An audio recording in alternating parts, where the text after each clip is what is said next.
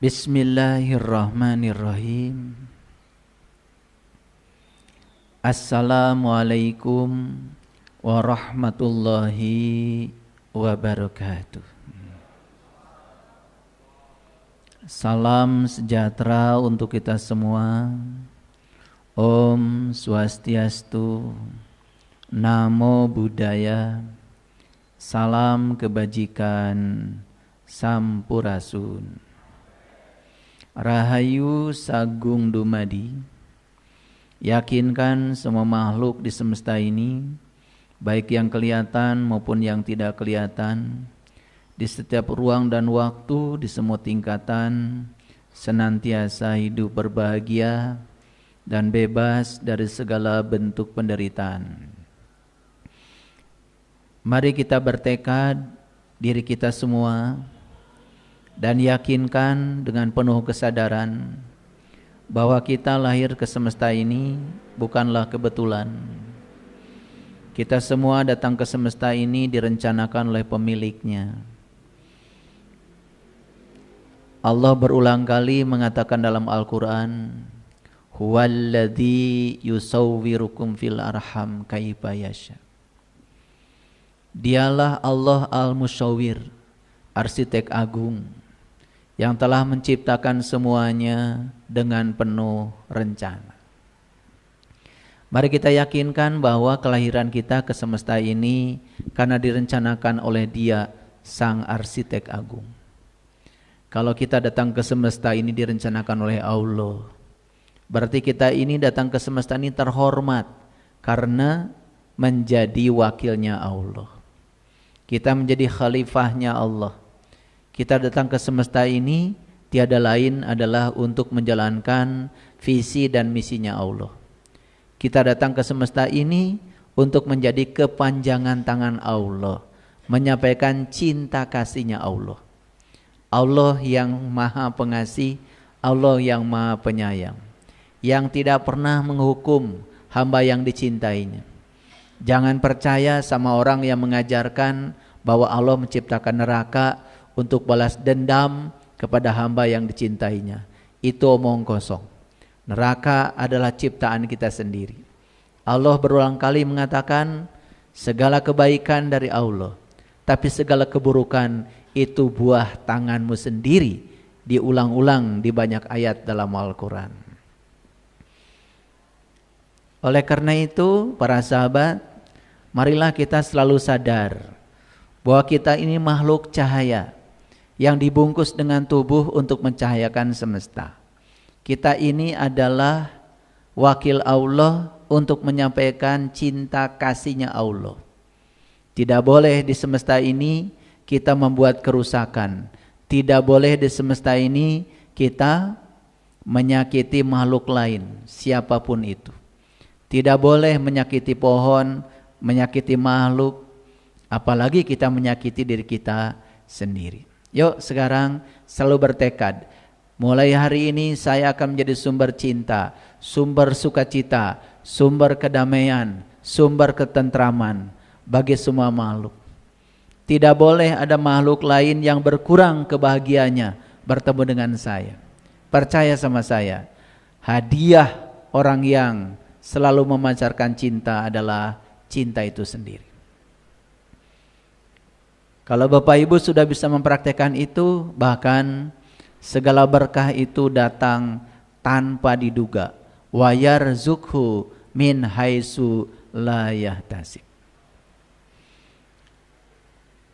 Segala puji hanya milik Allah, Sang kehadiran, Sang keberadaan, yang senantiasa membimbing kita, senantiasa mengarahkan kita, membentuk kita, agar kita tidak pernah tersesat dari jalannya. Kalau kita selalu mengikuti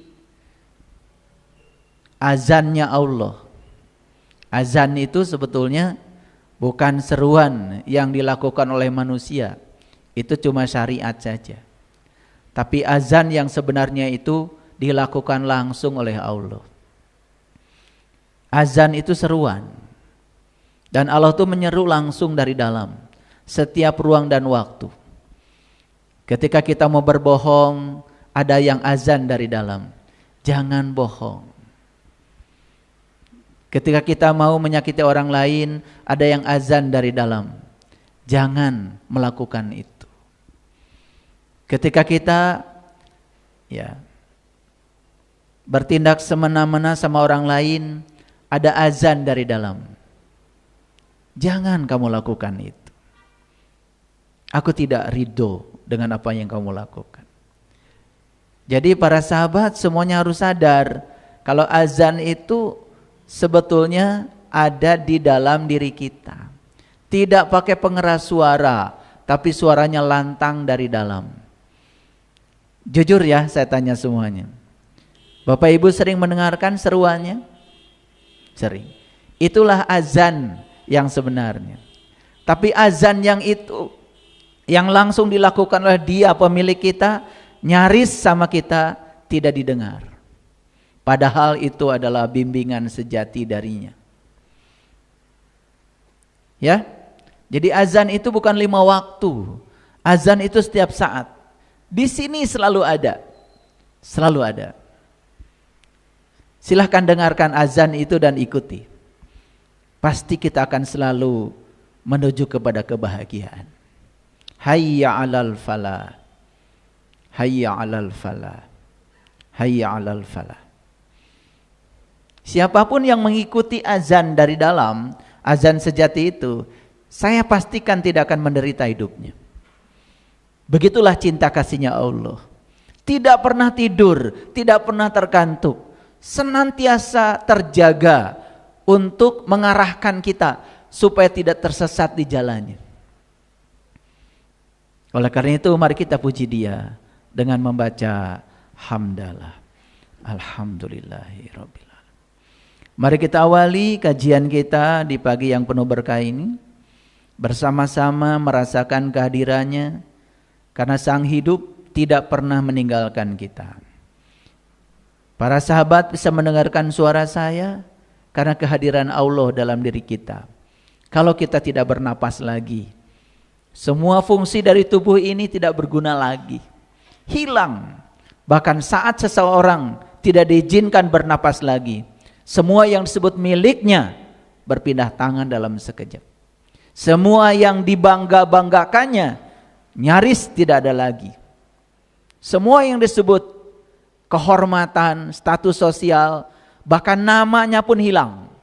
Begitu dia tidak bernapas lagi, namanya berubah menjadi jenazah. Namanya berubah menjadi almarhum, almarhumah. Bahkan nama yang diberikan oleh orang tuanya tidak ada lagi. Tidak disebut lagi. Gelar-gelar yang melekat di namanya pun hilang. Gelar jenderal hilang. Gelar profesor hilang, gelar doktor hilang, gelar dokter hilang, gelar insinyur hilang. Semuanya tidak berguna lagi. Bahkan bukan sekedar itu, nyaris tidak ada yang bisa dibanggakan lagi. Dan setelah itu tubuhnya pun diasingkan oleh keluarganya. Supaya disebut terhormat, akan diistirahatkan di tempat istirahat yang terakhir, padahal dikuburkan. Oleh karena itu mari kita sapa asma Allah dengan kelembutan dan cinta seraya membaca basmalah. Bismillahirrahmanirrahim.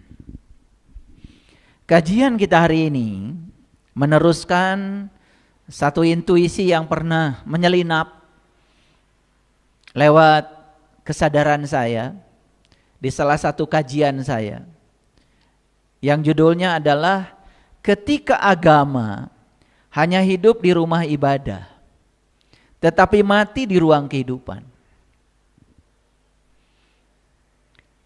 Dan fakta sekarang kita saksikan Agama itu, syiar agama itu hanya kelihatan di rumah ibadah. Tetapi agama tidak kelihatan lagi di pasar. Agama tidak kelihatan lagi di kantor. Agama tidak kelihatan lagi di rumah tangga. Agama tidak kelihatan lagi di ruang-ruang kehidupan. Dan inilah agama sudah kehilangan tujuan awalnya. Karena tujuan agama itu cuma dua, para sahabat. Yang pertama adalah ketuhanan, yang kedua adalah kemanusiaan. Ketuhanan berarti kesifati sifat-sifat Tuhan. Dan siapapun yang kesifati sifat-sifat Tuhan, maka dia akan punya kemanusiaan. Jadi kemanusiaannya manusia sesungguhnya adalah sifat-sifat Tuhan yang melekat di dalam dirinya. Yang sering disebut tahaluk bi ahlakillah.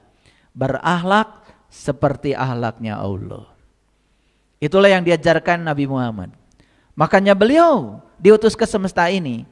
Tidak pernah beliau mengatakan, aku diutus ke dunia untuk menyebarkan agama Islam. Tidak. Hadisnya sering kita dengar. Innama bu'istu liutammima makarimal akhlak. Aku diutus ke dunia ini, aku dibangkitkan ke semesta ini. Hanya satu tujuanku, memuliakan akhlak. Kalau begitu agama posisinya apa? Agama adalah jalan. Agama adalah alat. Kalau begitu sholat adalah alat. Wudu adalah alat. Syahadat adalah alat. Zakat adalah alat. Saum adalah alat. Haji, umroh, semua adalah alat. Semua instrumen, bukan tujuan. Karena tujuan agama adalah akhlak. Makanya sekarang Departemen Agama sedang gencar-gencarnya ya menyebarkan konsep ekoteologi. Eko itu artinya bumi, lingkungan, tempat kita hidup. Teologi itu adalah ketuhanan. Sehingga orang yang bertuhan itu kelihatan dari akhlaknya. Orang yang bertuhan kelihatan dia membawa sifat-sifat Tuhan dalam dirinya.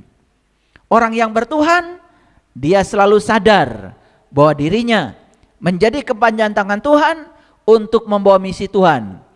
Apa itu misi Tuhan? Menyampaikan sifat-sifat Tuhan. Makanya Asmaul Husna itu bukan 99. Nama itu tidak ada artinya kalau tidak ada barangnya. Banyak orang yang minta nama sama saya. Istri saya akan melahirkan sebulan lagi. Tolong ya. Kalau ayah berkenan katanya minta diberikan nama.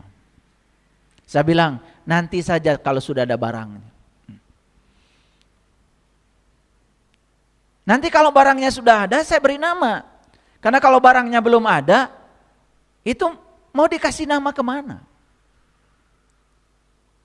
Jadi Asmaul Husna itu harus ada barangnya.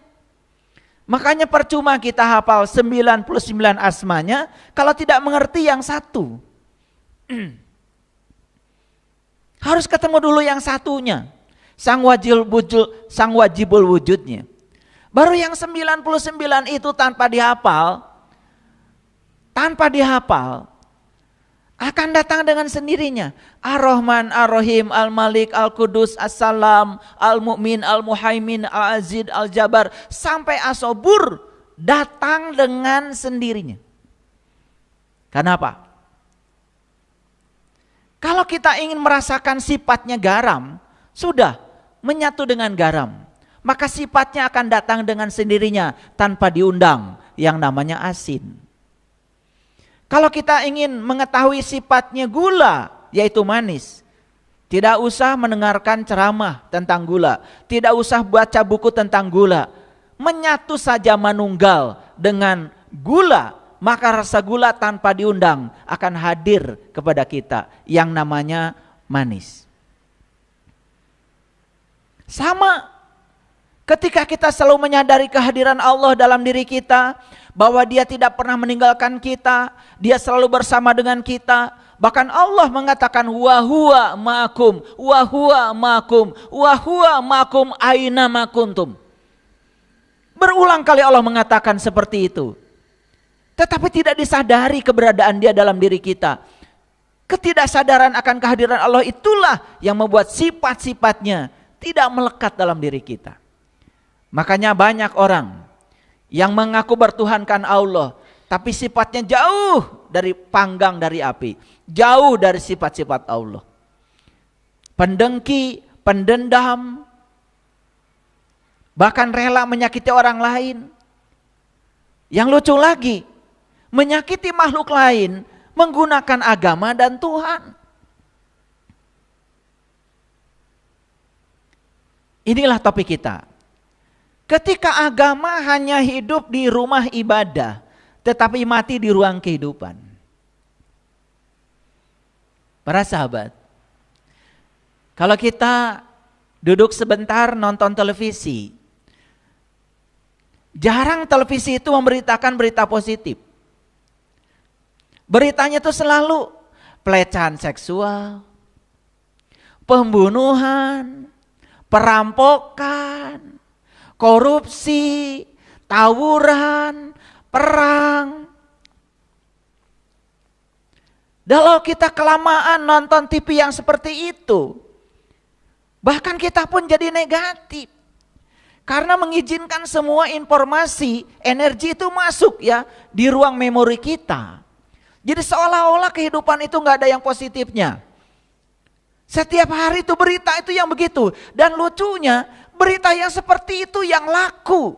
Sehingga ratingnya TV itu menjadi sangat luar biasa. Karena masyarakat kita memang senang dengan berita itu. Saya pernah tinggal di sebuah negara. Dan setiap hari kita setel televisi. Di negara itu yang disebarkan itu bukan yang seperti itu. Bagaimana membuat makanan yang enak, bagaimana bertani yang bagus, bagaimana mengembangkan teknologi. Yang diajarkan tuh secara edukasi kepada masyarakat itu hal-hal yang membangun. Saya perhatikan masyarakatnya juga jadi positif. Dan menarik semua hal yang positif, jadilah dia negara maju. Barangkali media di kita pun harus refleksi diri. Ya. Ada program pemerintah yang namanya makan bergizi gratis. Mempekerjakan lebih dari 600.000 orang. Bahkan banyak ya di komunitas saya tanya, kenapa Anda gak pernah ketemu saya lagi? Alhamdulillah ayah, sekarang saya kerja di SPPG. Saya setiap hari menyiapkan makan buat anak-anak, luar biasa. Lebih dari 1 miliar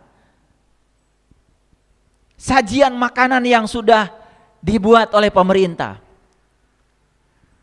Lalu ada keracunan yang jumlahnya tidak sebanyak yang sudah disajikan pemerintah. Setiap hari beritanya selalu aja keracunan, apa yang terjadi? Bahkan anak-anak sebelum makan sudah takut. Takut makanannya adalah racun. Ini yang tidak dipikirkan oleh media kita. Seolah-olah menyebarkan isu yang seperti itu bagus. Lalu dicari-cari terus kesalahan-kesalahan dan itu disebarluaskan. Kayaknya kita harus taubatan nasuha ya. Masih ingat ya Pak Nasuha?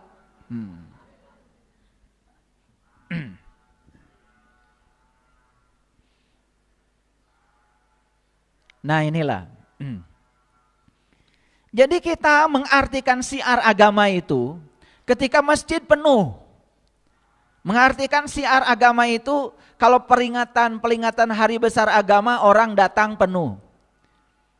Tidak pernah melihat efeknya. Harusnya masjid penuh belum syiar.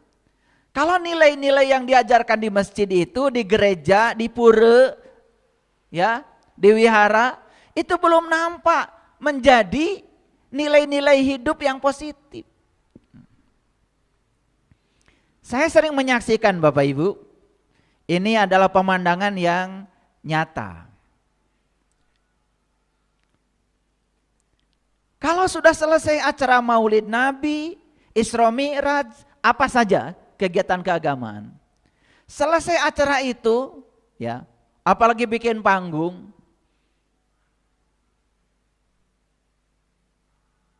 bisa ditebak mau saya bicarakan? Apa kira-kira? Sampah bertebaran di mana-mana. Bahkan yang lebih lucu lagi ya, di Arafah itu, selesai orang wukuf di sana, itu ribuan ton sampah yang harus diangkut oleh pemerintah Saudi. Kesadaran untuk memindahkan sampah ke tempatnya saja, masih di tempat itu, nyaris tidak ada. Padahal hadisnya kan jelas, an-nadofatu minal iman, kebersihan sebagian dari iman. Kalau saya ya, di kajian ini aja, saya disebut berhasil memberikan kajian, kalau tidak ada lagi botol air mineral yang berantakan di masjid ini. Sudah disediakan tempat sampahnya.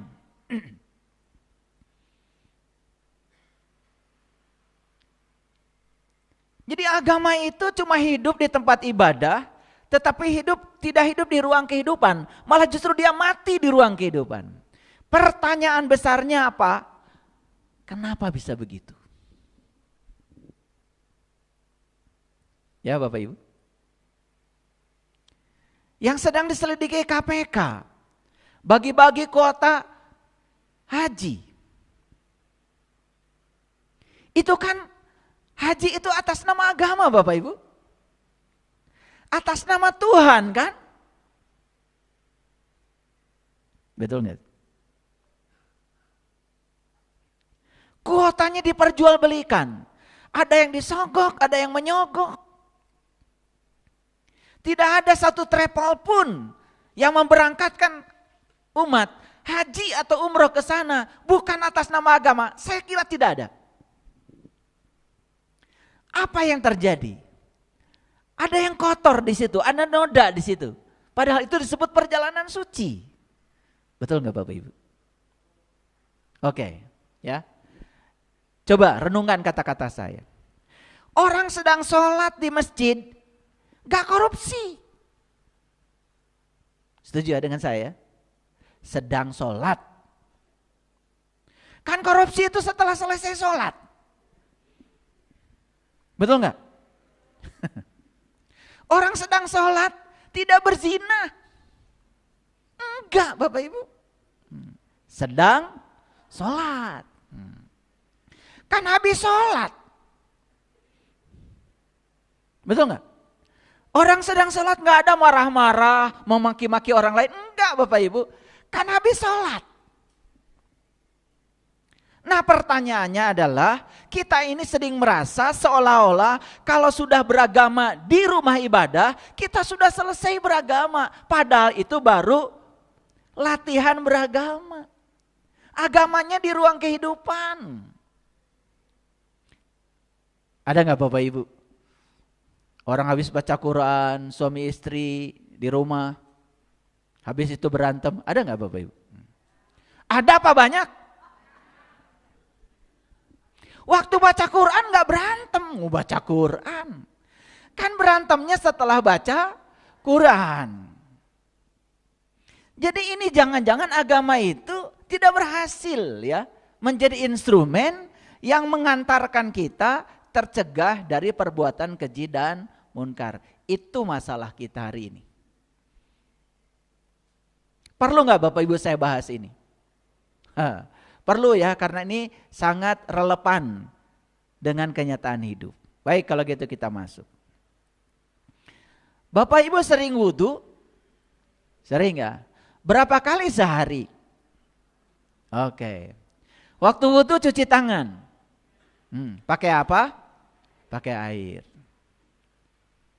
Ini tangan ini kalau habis dicuci ya, Misalkan sebelum dicuci ya nyubit anak. Habis dicuci nih tangan ini ya pakai air, nyubit anak lagi enggak? Sebelum dicuci ngambil hak orang. Itu habis dicuci ngambil lagi enggak? Sebelum dicuci korupsi. Habis dicuci nih tangannya masih korupsi enggak? Itu maksud saya. Karena saat cuci tangan itu tidak sadar. Nih kalau saya mohon maaf ya. Waktu cuci tangan itu saya ingat-ingat ya. Sebelum saya cuci tangan itu, ini mau cuci tangan aja. Saya ingat-ingat, saya melakukan apa ya? Melakukan apa ya? Gitu. Makanya pada saat cuci tangan itu saya bicara sama tangan saya. Maaf ya tangan, tadi saya melakukan ini itu dan setelah ini saya berjanji. Saya larutkan semua kotoran yang melekat di tangan saya ini biarlah dibawa oleh air. Biarlah dilarutkan oleh air sehingga saya tidak akan lagi menggunakan tangan saya untuk hal-hal yang tidak diridhoi oleh Allah saya. 5 kali saya wudhu karena saya bicara dengan tangan saya. Ini tangan ini kayak ada remnya gitu loh. Misalkan gini Bapak Ibu. Biasanya kalau saya kemana-mana itu ya. Itu makanan itu selalu banyak. Apalagi kalau saya ngasih tahu, oh nanti saya mau datang ke rumah kamu ya. Wah itu udah masak dari sejam malam. Segala ada. Tangan saya diuji nih habis wudhu ya. Daging ada, sate ada, ayam ada, gepuk ada. Bahkan itu yang namanya ikan, bakarnya ada, pepesnya ada. Gorengnya ada, ya, yang terbang itu, bakarnya ada, cobeknya ada. Ini saya bukan ngada-ngada ya, saking ingin membahagiakan, menghormati saya, semuanya ada. Kan tangan saya diuji Bapak Ibu, perut saya ini kan terbatas. Saya juga cuma makan 1 kali, nanti aja jam 1 saya makan. Itu juga terbatas sedikit. Saya hanya mengambil yang saya butuh. Saya tidak makan daging. Saya hanya makan ikan. Kalau ikan saya masih makan. Ya dan begitu belum kenyang, ya udah selesai. Tidak mumpang-mumpung karena banyak, mubazir. Coba Bapak Ibu, sakit perut itu dari mana? Dari sini. Dari sini. Betul enggak? Coba ambil lagi. Yang ambil cabai itu siapa? Kan cabai enggak datang ke sini. Betul enggak?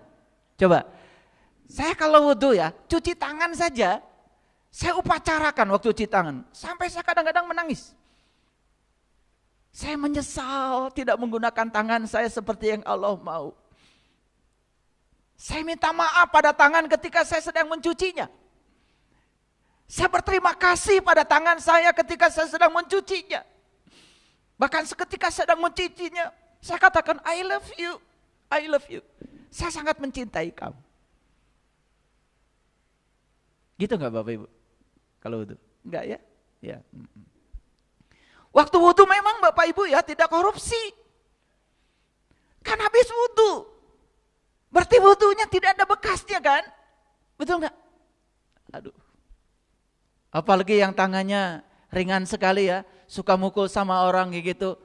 Wudhu lagi mukul lagi. Wudhu lagi mukul lagi. Mohon maaf Bapak Ibu.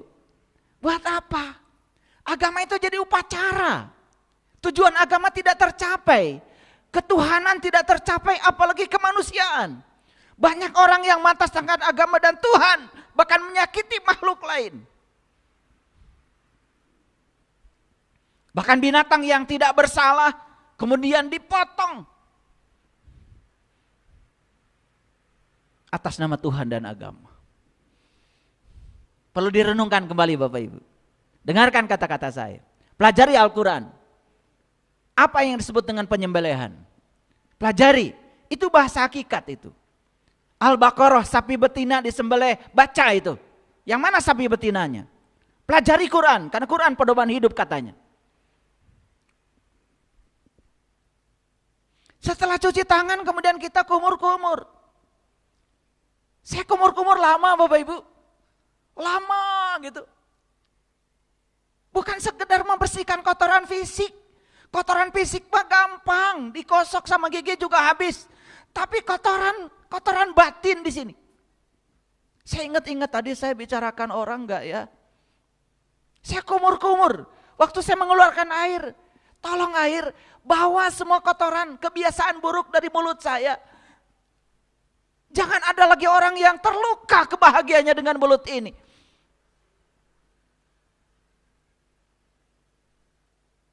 Coba Bapak Ibu. Sebelum wudu ngomongin orang. Habis wudu. Masih di tempat wudu. Sama ibu-ibu yang lain. Menyebarkan fitnah, gibah. Memfitnah orang. Buat apa? Buat apa? Coba ketika kumur-kumur itu. Ya, ingat-ingat ya. Berapa banyak orang yang terluka oleh mulut saya. Berapa kali anak saya tersinggung oleh kata-kata saya. Coba ingatin.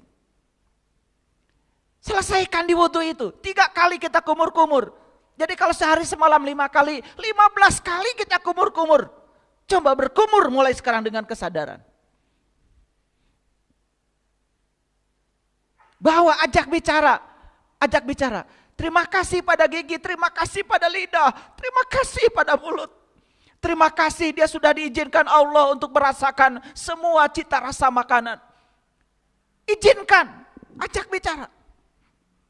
Saya tidak boleh lagi terlibat oleh gosip. Saya tidak boleh lagi membicarakan keburukan orang. Saya tidak boleh membicarakan sesuatu yang meruntuhkan diri saya, melemahkan diri saya. Kan mulut sering bicara.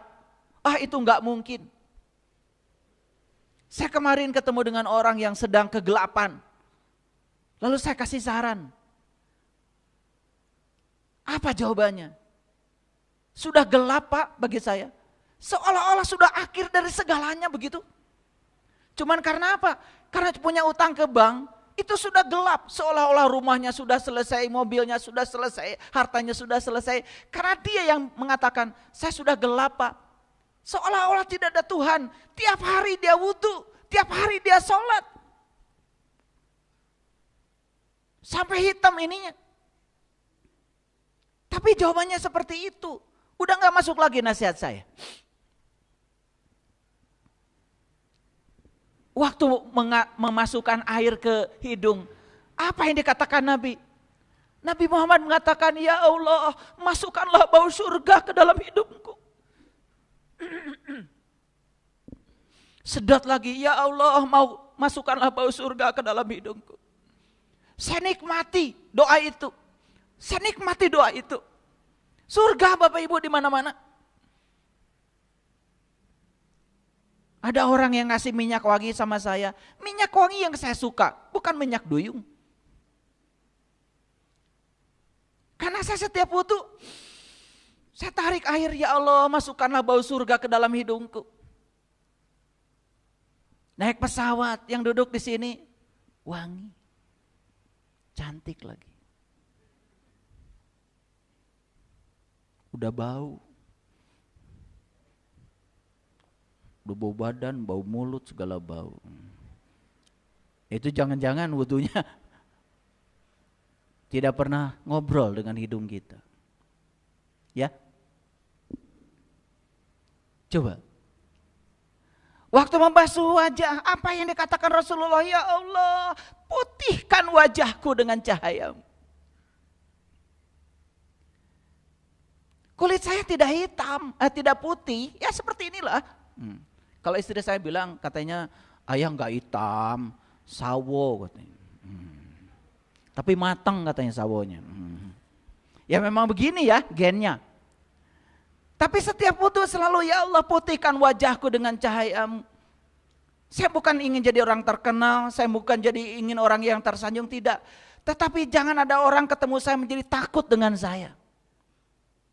Kalau putihkan wajahku dengan cahayamu, berarti kan jadikan wajahku menjadi sumber cahaya, sumber penerang, sumber kedamaian. Kan ada orang yang cantik, ganteng, tapi gak mau orang ketemu sama dia. Serem.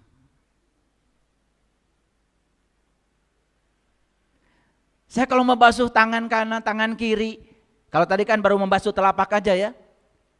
Ketika membasuh tangan kanan saya bilang, ya Allah terima kasih. Betapa banyak jasa tangan kananku ini. Ketika saya membasuh tangan kiri, ya Allah luar biasa tangan kiri ini. Karena ketika tangan kanan saya sakit, dia yang merawat ya Allah. Saya tidak pernah mengatakan ini tangan setan. Tangan saya. Kan kalau gatal yang kanan, yang garuk yang kiri. Masa yang garuk setan? Dari kecil kita sudah di framing. Seolah-olah tangan kiri itu buruk. Tangan kiri ini tangan setan, kan begitu.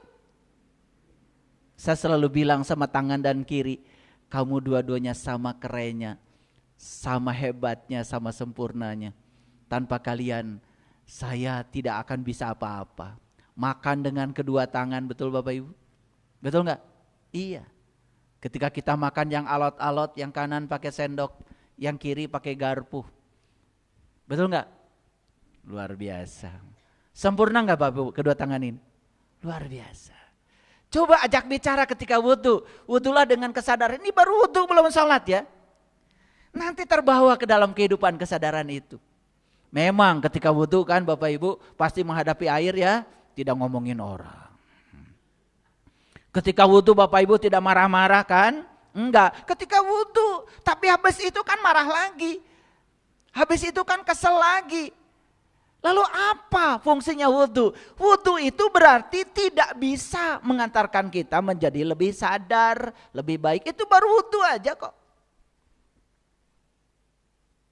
Ketika membasuh kepala. Di Quran dikatakan wamsahu biru'usikum. Sapu kepalamu.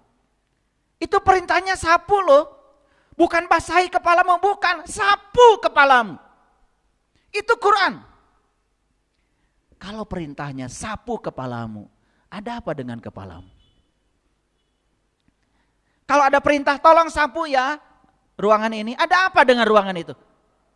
Kotor. Jadi kalau Allah bilang wamsahu biru'usikum, sapu kepalamu, berarti Allah tahu apa? Tahu kalau kepalamu itu kotor. Masih berpikir yang negatif, berpikir yang tidak mungkin, betul nggak? Ketika sakit, berpikir sakit, bukan berpikir sehat, padahal pengennya sehat, betul nggak? Berpikir selalu khawatir, cemas, sedih, katanya pengen bahagia. Coba, 3 kali ketika wudhu kita disuruh mengusap ini, sapulah kepalamu. Makanya kalau saya begitu mengusap kepala ini, ya Allah. Jangan izinkan lagi pikiranku ini menjadi diri palsuku. Jangan izinkan lagi pikiran ini memproduksi pikiran-pikiran yang tidak menunjang kehidupanku. Silahkan Bapak Ibu. Kita yang paling tahu isi ini apa. Gitu gak Bapak Ibu kalau wudhu? Saya suka memperhatikan orang wudhu ya.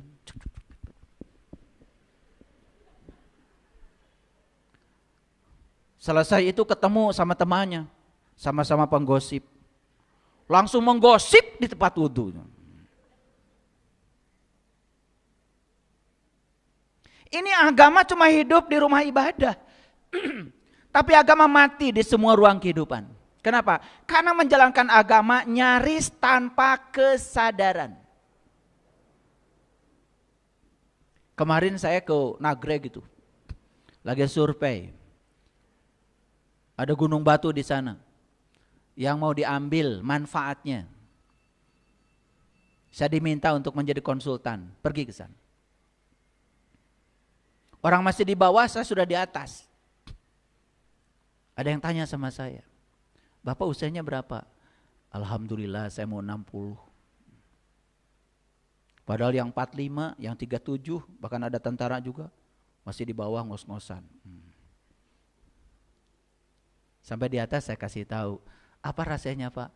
Rahasianya saya kalau wudhu Saya bilang, ya Allah kuatkan kakiku dalam menjalani segala tugas dan perintah-Mu. Gak ada kesemutan kaki saya. Dan ketika melangkah, saya tidak pernah melihat tanjakan. Saya lihat aja satu langkah di depan. Saya tundukkan kepala saya, satu langkah, satu langkah. Karena kalau kita menundukkan kepala, tanjakan itu nyaris gak ada. Gak ada tanjakan itu. Tanjakan itu kan karena kita, wah nanjak. Tuh, udah capek. Suka begitu Bapak Ibu? Ngos-ngosan kalian. Saya cuma ngasih syarat gitu aja. Ya, saya kasih, saya kalau wudhu, saya angkat kaki saya, ya Allah, kuatkan kakiku dalam menjalani syirat-Mu. Kuatkan kakiku dalam menjalani semua titah dan perintah. Sampai sekarang kaki saya Bapak Ibu naik gunung gak ada masalah. Gunung Salam, Gunung Ceremai, gunung apa gak masalah. Suka gitu gak Bapak Ibu kalau wudhu? Ya, yang penting cuci tangan, cuci kaki aja ya. Udah langsung suci. Betul gak? Makanya habis wudhu langsung awas.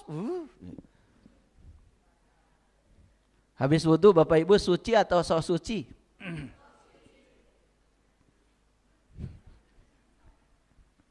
Tubuh kita ini enggak suci, lahir kencingnya masih ada di sini. Beraknya masih ada di sini. Kalau di bedel ini, dibuka dalamnya, bahkan yang mengotori WC itu kan tubuh kita, Bapak Ibu. Jadi sebenarnya wudhu itu lahir apa batin?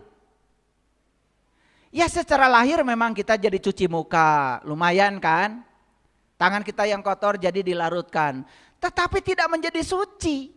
Lah kotoran masih ada di tubuh kita. Nabi Muhammad mengajarkan wudhu itu supaya kita suci batinnya. Dan kita sok suci aja lahirnya. Batinnya sekotor apa nggak peduli. Betul nggak? Coba. Pulang dari sini coba nanti ya. Hadir sepenuhnya ketika berwudhu. Ketika cuci tangan, ingat-ingat tadi habis apa. Ingat-ingat itu. Jadi kalau subuh habis wudhu, nah antara subuh sampai duhur itu kamu melakukan apa dengan tangan ini? Ingat-ingat itu. Kalau ada yang tidak pantas dilakukan oleh tangan ini pada saat duhur, larutkan dengan air wudhu. Bilang sama air wudhu, saya larutkan semua sifat-sifat buruk yang melekat di tangan saya ini. Mau ngasih pada orang gak jadi, ini tangan. Larutkan di situ. Sekarang saya larutkan kepelitan tangan saya ini. Mau traktir teman gak jadi. Bilang itu pada saat wudhu. Maaf ya tangan tadi sudah mau pencet gak jadi. Kan semua dilakukan oleh ini. Coba Bapak Ibu. Tangan ini bukan sekedar memberi, tapi dia menerima semuanya. Berkah semuanya di sini, lewat sini. Ini saya baru cerita wudhu aja nih, baru cerita wudhu. Bayangkan Bapak Ibu, agama hanya terjadi di tempat wudhu. Betul nggak? Wah, di tempat wudhu, laki perempuan harus pisah. Betul?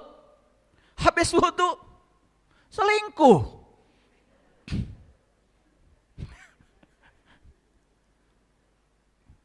Di pesantren itu tempat wudhu laki dan perempuan pisah Bapak Ibu. Malah pimpinannya. Kurang ajar kan? Maaf ya, saya harus bicara ini. Ini gak nyampe-nyampe dari tadi ya. Ini baru wudhu aja. Paham sampai sini? Paham?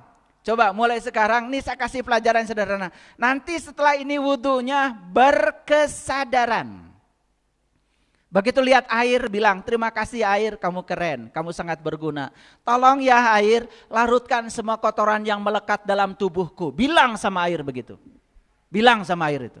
Air itu pelarut yang sangat bagus. Dia bukan sekedar menghilangkan kotoran, tapi izinkan dia untuk membawa semua sifat-sifat buruk di mulut kita, di tangan kita, di wajah kita. Di wajah ini banyak sekali masalah. Di mata bermasalah, di telinga bermasalah, di hidung bermasalah, di mulut bermasalah. Makanya khusus mulut dicuci. Betul nggak? Mata sih masih mending, nggak ada di wudhu. Upacara mencuci mata udah sekalian aja saya mencuci wadah.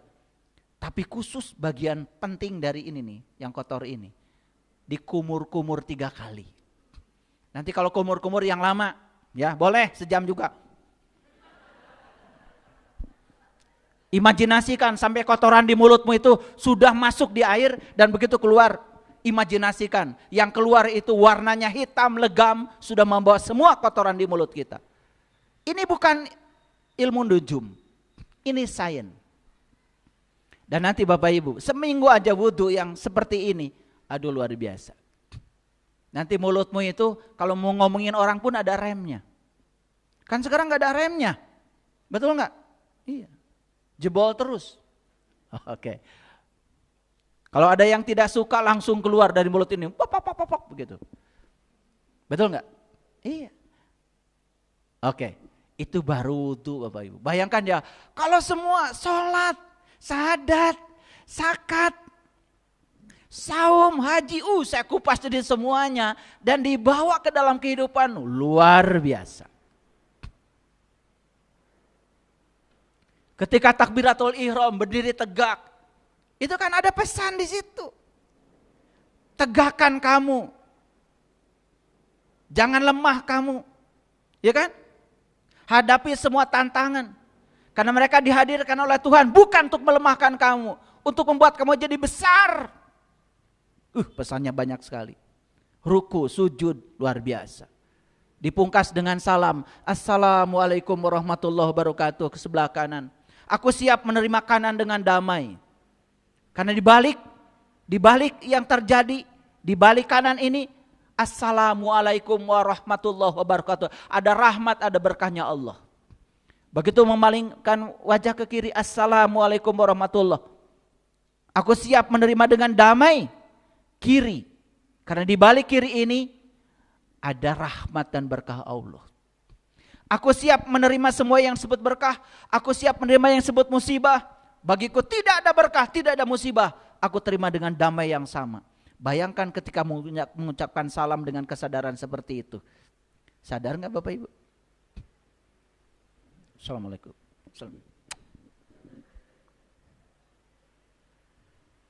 Pakai. Ya di orang Arab pakai gini ya karena waktu itu di sana kan habis sholat banyak pasir. Semua itu gerakan ada maksudnya. Cuman kita nggak mau belajar kan, betul nggak? Coba. Dan saya tidak tertarik untuk membahas satu persatu semua ritual, tidak Bapak Ibu. Saya cuma ngasih contoh-contoh kecilnya saja. Tapi bayangkan kalau semua ritual itu dilakukan dengan kesadaran, dibawa ke dalam kehidupan, itu keren sekali. Keren. Oke. Makanya pantas ya kalau ada ayat seperti ini. Ara'aital ladzi yukadzibu biddin. Tahukah kamu siapa pendusta agama itu? Ini pertanyaan dari Allah. Tahukah kamu siapa pendusta agama? Yang mengatasnamakan agama, mengatasnamakan Tuhan, tetapi hidupnya membuat onar, merusak persatuan, membuat kerusakan di muka bumi. Bapak Ibu, satu-satunya yang punya definisi agama yang lengkap itu bangsa Indonesia. Saya terkejut ketika saya membaca buku leluhur, di situ ada definisi agama, peninggalan leluhur kita di Nusantara. Apa katanya agama? Agama adalah latihan dasar menempa diri untuk membentuk tata krama dan kehalusan hati nurani. Untuk membentuk manusia yang berbudi pekerti luhur dan berakhlak mulia. Bayangkan. Tidak ada di negara manapun yang punya definisi agama seperti leluhur kita. Ulangi ya, ulangi. Tangkap intisarinya. Agama adalah latihan dasar untuk menempa diri. Supaya terbentuk tata krama dan kehalusan hati nurani.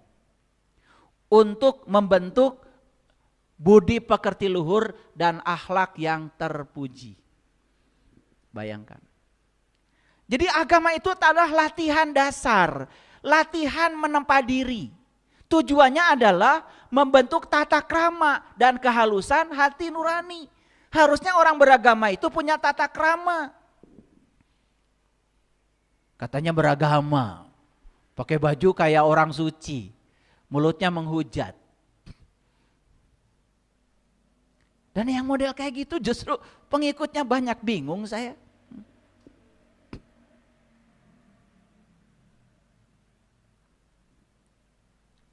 Untuk membentuk tata krama dan kehalusan hati nurani. Jadi kalau orang sudah beragama harusnya hati nuraninya itu halus. Bisa merasakan penderitaan orang lain, bisa merasakan kesusahan orang lain, peduli pada orang lain. Makanya puncaknya agama adalah kemanusiaan dan ketuhanan. Hasilnya apa? Hasilnya adalah terbentuklah manusia yang berbudi pekerti luhur dan memiliki akhlak yang terpuji. Kira-kira berdasarkan definisi agama seperti itu, menurut Bapak Ibu sekarang, tidak usah tanya orang lain. Apakah agama yang dianut Bapak Ibu hari ini, saat ini, sudah berfungsi seperti itu? Sudah apa belum? Pasti jawabannya OTW ayah. On the way terus. Ya. Makanya pantas kalau Allah mempertanyakan pada kita, ara'aital ladzi yukadzibu biddin. Tahukah kamu siapa pendusta agama itu? Ini pertanyaan harus dijawab. Bapak Ibu, apakah yang harus menjawab pertanyaan ini? Orang yang mengaku beragama atau yang tidak beragama? Siapa? Yang mengaku beragama. Tidak ada kaitan dengan orang yang sudah sama sekali tidak beragama. Ini ayat buat mereka yang mengaku beragama, yang suka mengatasnamakan agama untuk segala sesuatu.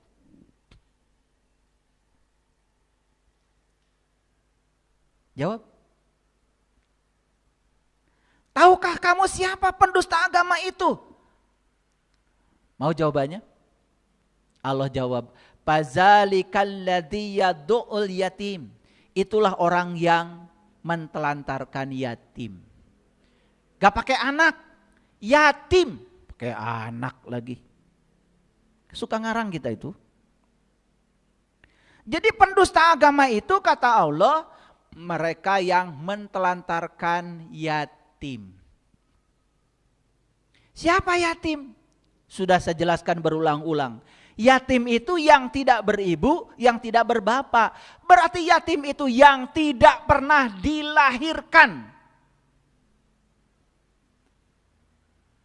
Ayo kita rubah paradigma kita. Ada orang yang tidak punya ibu, tidak punya bapak, hidupnya susah, ya bantu. Yang punya ibu bapak pun kalau susah bantu, jangan nunggu mati dulu ibu bapaknya. Paham maksud saya? Kalau mau bantu, bantu aja. Kata orang Sunda, nulung kanu butuh, nalang kanu susah. Jangan ditanya, punten, gaduh ibu Rama keneh henteu. Nah, makin nanya gitu, da abdi mah bade ngabantos teh, kanu tos teu gaduh ibu Rama. Bapak Ibu. Kalau yatim itu yang tidak beribu, tidak berbapak secara fisik, Presiden Prabowo itu yatim. Donald Trump yatim. Saipul Karim yatim. Mikir atuh. Diajar agama teh. Yatim itu yang tidak beribu, tidak berbapak, berarti dia tidak pernah dilahirkan. Yang tidak pernah dilahirkan Bapak Ibu cuma jiwa. Karena jiwa itu gak pernah dilahirkan, tapi ditiupkan kata Allah. Ketika aku sudah selesai menciptakan tubuhmu, aku tiupkan ruhku. Itulah yatim. Clear sampai sini? Oke, sekarang saya mau nanya. Bapak Ibu wudu, sholat, syahadat, zakat, saum, haji, umroh, seberapa kali? Pertanyaan saya, apakah semua ritual yang Bapak Ibu lakukan itu melibatkan jiwa? Atau hanya gerakan-gerakan tubuh saja? Atau hanya luarnya saja, jiwanya gak peduli? Sholat cuman berdiri, ruku, sujud, i'tidal. Tetapi jiwa sama sekali tidak dilibatkan. Bahkan jiwa tidak kenal siapa dirinya. Bahkan jiwa tidak kenal siapa Tuhannya. Lucu, bahkan banyak orang yang saya tanya, ketika kamu sholat, sebenarnya kamu sedang apa? Saya sedang menghadap Allah. Menghadap, berarti Allah di depan dong. Tunjukkan sama saya satu ayat saja di Quran yang mengatakan bahwa Allah di depan kamu. Tidak ada. Yang ada Allah mengatakan, aku meliputi kamu. Aku bersama kamu, lebih dekat daripada urat di lehermu. Tidak ada ayat yang saya dapat di Quran yang mengatakan Allah di depan. Tapi kalau kita sholat kayak yang benar ya, sedang apa? Menghadap Allah. Berarti menghadap Allah di mana? Di depan. Kalau Allah di depan berarti kita di mana? Di belakang. Kalau Allah di depan, kita di belakang, berarti Allah dengan kita terpisah atau bersatu? Tunjukkan sama saya ayat yang mengatakan bahwa Allah terpisah dengan kita. Tunjukkan sama saya. Gak ada Bapak Ibu. Allah mengatakan, aku meliputi kamu. Bahkan Allah mengatakan, jika ada yang bertanya tentang aku, katakan fa inni qarib. Aku dekat. Banyak yang keliru gak selama ini? Banyak apa banyak sekali? Tapi sadar gak sekarang? Oke. Sadar bahwa itu keliru, itulah kekuatan. Sadar bahwa saya punya kelemahan, itulah kekuatan. Orang yang lemah tetapi tidak sadar, bahkan gunakan topeng untuk menutupi kelemahan, itulah kerapuhan. Jangan heran kalau agama hanya hidup di rumah ibadah, tetapi agama tidak ada di pasar, tidak ada di kantor. Bapak Ibu, korupsi itu bukan dilakukan orang ketika sedang sholat. Sebelum sholat dan sesudah sholat. Sampai Pak Presiden pusing. Kenapa? Ini korupsi di Indonesia ini sudah merambah ke seluruh aspek kehidupan. Bayangkan. Semua birokrasi koruptif. Mental ini. Padahal negara kita negara yang beragama. Tidak boleh di Indonesia ada orang mengaku bangsa Indonesia tidak beragama. Semua harus mencantumkan agama di KTP-nya. Kira-kira Bapak Ibu setelah dengar kajian saya ini, ada rasa sedih enggak? Ada rasa sedih enggak? Sedih enggak? Mikirin siapa? Wudhu sejak kapan itu Pak? Bu? Saya dari kecil. Sholat sejak kapan? Saya kecil. Tetapi ngomongin orang, jalan. Dendam sama orang, jalan. Fitnah sama orang, jalan. Betul enggak? Iya. Konflik dengan pasangan, jalan. Konflik dengan anak, jalan. Sekalian saya buka semuanya. Ulangi ya, siapa pendusta agama itu menurut Quran? Orang yang mentelantarkan jiwanya. Orang yang melakukan ritual tetapi tidak melibatkan jiwanya. Makanya agamanya hidup di rumah ibadah. Tetapi tidak hidup di ruang kehidupan. Saya kadang-kadang suka mancing-mancing. Maaf, tapi saya mah suka eksperimen. Ya. Habis sholat, kamu hebat. Dari mana? Sholat Pak. Bagus. Tolong ya, belikan sesuatu. Saya kasih 100.000. Padahal cuma 10.000 sebetulnya. Udah, saya udah lama. Saya pura-pura tidak tahu aja. Gak kembali itu 90.000-nya. Padahal kalau dikembalikan juga saya udah niat. Ya, mohon maaf kalau saya dengan istri saya, kalau saya nyuruh sesuatu ada kembalian berapapun, gak pernah saya ambil. Niatnya sebetulnya ini mau ngasih sebetulnya. Ya, coba nyoba dulu kan habis sholat. Ya itu hasilnya. Enggak saya tegur sampai sekarang Bapak Ibu, biarin aja. Kan itu bukan urusan saya, itu urusan dia dengan dirinya sendiri. Oh, saya cuma tahu. Jadi saya cuma ngecek kalau sholatnya nggak benar gitu aja. Gampang kok. Gampang Bapak Ibu. Ya. Habis sholat saya ajak makan. Makan. Ya. Saya coba. Ada nggak inisiatif? Dan duitnya juga ada, dia punya. Sengaja saya ngambil tempe, tahu yang murah-murah. Takut dia ngitung. Kalau ngambil gurame kan dia ngitung nanti. Makin jauh dari teller. Kali aja di inisiatif gitu ya. Enggak, diam aja. Oh, pengen gratis. Makanya ada yang mau beli buku saya. Ayah guru, buku hidup menakjubkan berapa? Aduh, saya nggak tahu ya. Yang jualan tim saya nggak pernah ngurusi yang kayak gitu. Saya cuma nulis aja. Boleh nawar nggak ya? Mau hidup menakjubkan, nawar coba. Betul nggak? Lah iya. Mau bagaimana mau menakjubkan? Ya, mentalnya aja udah mental miskin. Orang yang pengen gratisan itu sudah mental miskin itu. Tidak mau investasi. Padahal di alam semesta tidak ada ya. Tidak ada sesuatu yang gratis. Semua di alam semesta itu selalu memenuhi hukum kekekalan energi. Energi itu kekal. Semua yang hilang akan dapat. Gitu. Jadi tidak pernah ada energi yang hilang.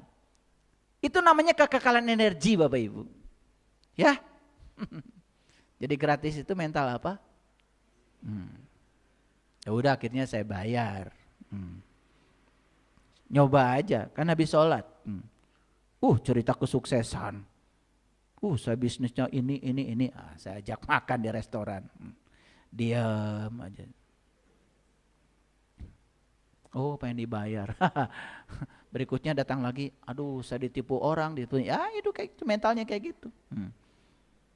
Uang aja nggak betah tinggal sama dia, nggak rindu bersama dia, habis begitu. Betul nggak? Oke. Jadi tahu siapa pendusta agama? Jujur Bapak Ibu, jujur ya, jujur. Bapak Ibu ketika sholat, jiwa raga atau raga aja? Jiwanya ditelantarkan coba. Pendusta agama enggak itu? Beragama tetapi tidak menjalankan agama, itu pendusta. Makanya Nabi Muhammad mengatakan awaluddin ma'rifatullahi ta'ala wa rasulih.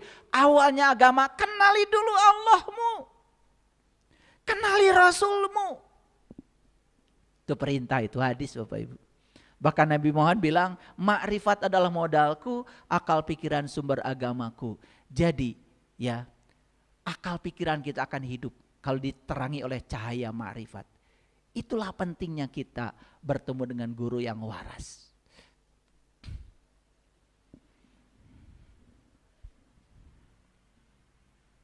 Itu yang pertama ya. Siapa pendusta agama? Ya siapa? Panjang-panjang. Pendusta agama adalah mereka yang mentelantarkan jiwanya. Panjang. Satu kata aja. Siapa pendusta agama? Gitu. Baru ngaji beres itu. Ya. Nanti kalau orang lain lagi. Orang lain lagi. Coba belajar jujur. Ya, kan sudah tadi. Pendusta agama adalah orang yang mentelantarkan jiwanya. Saya tanya lagi, siapa itu? Jangan diulang-ulang yang tadi. Bilang saya, gitu aja cukup. Nah itulah kekuatan. Oh berarti saya masih mendustakan agama. Pantes kalau agama hanya hidup di sajadah, di musola, tetapi di ruang makan gak ada agama. Piring terbang, di dapur gak ada agama, betul gak? Nah gitu. Baca sih Bismillahirrohmanirrohim, tapi masak sambil marah-marah, betul gak? Udah akhirnya minyak cerot ke sini. Padahal kalau sadar Bismillahirrahmanirrahim, atas nama Allah yang Maha Pengasih dan Maha Penyayang, sebelum ke dapur bilang, ya Allah, saya ini istri, tugas saya menyediakan makanan yang enak buat suami dan anak-anak saya. Izinkan saya ya Allah menjadi kepanjangan tanganmu untuk membuat makanan yang enak buat anak istri, buat suami dan anak-anakku. Bismillahnya coba begitu. Begitu disajikan makanan, disantap sama anak. Ibu, enak banget makanannya. Ada cinta di situ, ada energi. Marah-marah, begitu dicicipi, asin banget. Sayur asem, asem mulu. Karena ternyata lupa sambil marah-marah, ya. Yang dimasukkan memang asem aja. Kan judulnya sayur asem. Lupa pakai gula, lupa pakai sayur, cuman air aja sama asem. Oke, lanjut ya. Yang kedua, nih lanjutannya. Siapa pendusta agama? Yang kedua, wala yahuddu ala ta'amil miskin. Dia tidak menganjurkan memberi makan orang miskin. Lihat saya semuanya. Tahu orang miskin? Tahu belum? Ya kalau belum tahu saya kasih tahu. Karena Bapak Ibu tuh orang miskin, oh itu yang gak punya duit, yang minta-minta, itu aja otak kita selama ini. Yuk kita belajar bahasa Arab. Ternyata al-miskin dalam bahasa Arab, miskin dalam bahasa Arab berasal dari akar kata sakana, sakan. Arti dari sakan itu apa? Ya, sakan itu artinya diam, tenang, tidak bergerak. Jadi miskin itu dia yang diam, yang tenang, yang tidak bergerak. Siapa itu? Jiwa. Diri sejati kita kan yang bergerak tubuhmu. Diam, tenang, tidak bergerak. Ternyata al-miskin dalam bahasa Arab artinya adalah jiwa. Jadi siapa pendusta agama? Satu yang mentelantarkan jiwanya, yang kedua nyaris tidak ada keinginan ngasih makan pada jiwanya. Jiwanya gak dikasih makan. Jiwa itu adalah nur.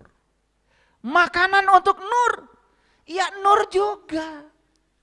Kalau tubuh terbuat dari tanah, makanya makanan buat tubuh segala hal yang berasal dari tanah. Jiwa bukan dari tanah, jiwa itu nur. Karena jiwa itu nur, maka jiwa itu makanannya adalah nur.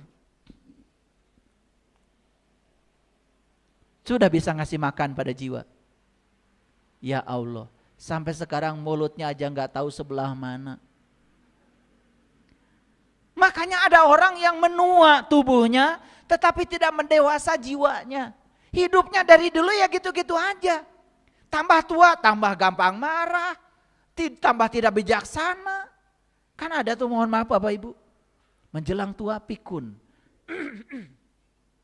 Kembali ke anak-anak.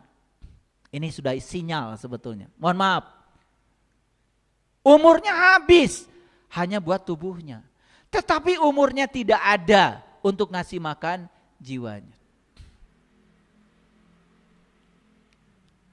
Jadi siapa jiwa itu? Jiwa itu dia yang mengamati diri kita.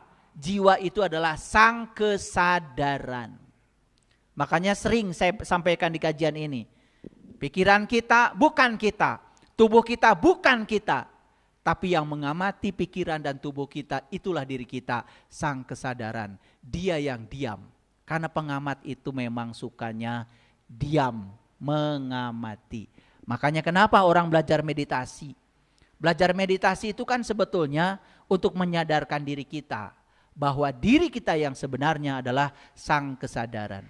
bukan pikiran, bukan tubuh. Tapi diri kita yang sebenarnya adalah yang mengamati gerak tubuh dan gerak pikiran.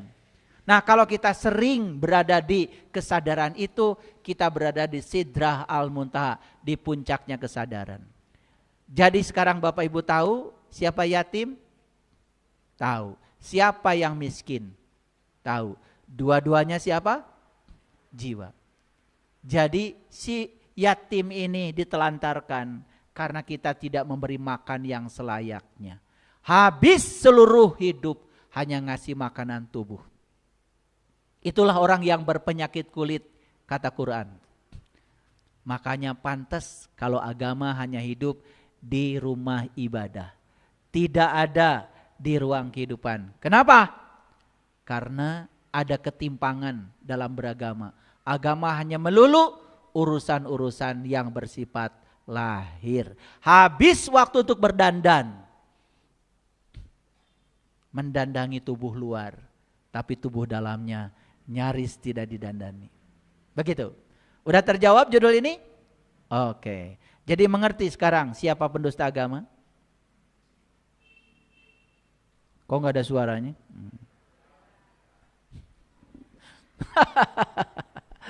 Nggak apa-apa Bapak Ibu. Yang paling penting kita jujur ya. Karena apa? Tahu kalau kita tidak tahu, itulah awal kebangkitan untuk menuju pada kesadaran. Clear sampai sini? Nah, akibatnya apa? Coba baca ayat selanjutnya. Fawailul lil musallin. Kecelakaanlah bagi orang yang sholat. Yang sholat aja celaka Bapak Ibu, atau komun untuk sholat. Yang sholat aja celaka kata Allah. Sudah terjawab kenapa celaka?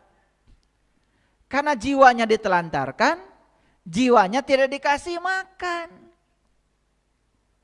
Makanya akibatnya ketika sholat itu malah sibuk ngurusi urusan-urusan pikiran. Begitu Allahu Akbar, bray segala gunting nu leungit ge kapanggih keur salatna.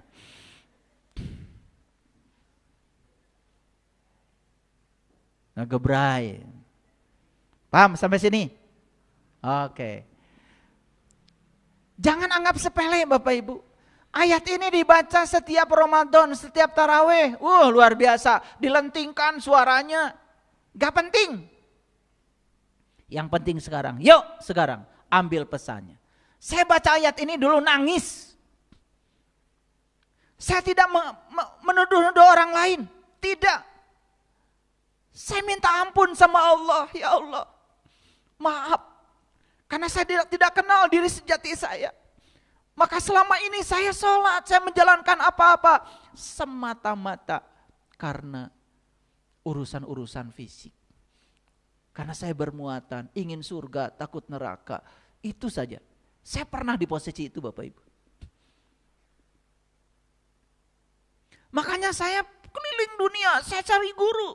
Saya ingin kenal siapa orang yang bisa memperkenalkan saya pada diri sejatinya saya. Saya ingin tahu jiwa saya yang mana. Karena kata Rasulullah, siapa yang kenal dirinya, maka dia akan kenal Tuhannya. Saya ingin mencontoh jejak langkahnya Rasulullah. Beliau tidak sholat dulu, tapi beliau Isra Mi'raj dulu. Beliau kenal dulu sama Tuhannya, baru beliau sholat.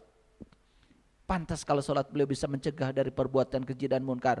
Agama bagi Rasulullah tidak ada, tidak hanya di ruang ibadah. Beliau bawa agama ke dalam kehidupan. Lihat beliau, dengar sejarah beliau yang penuh cinta kasih pada siapapun. Bahkan beliau mau mencintai orang, tidak pernah bertanya agamanya apa. Berbuat baik sama orang, tidak pernah berbicara agamanya apa. Kenapa umatnya yang mengaku umatnya kok seperti itu?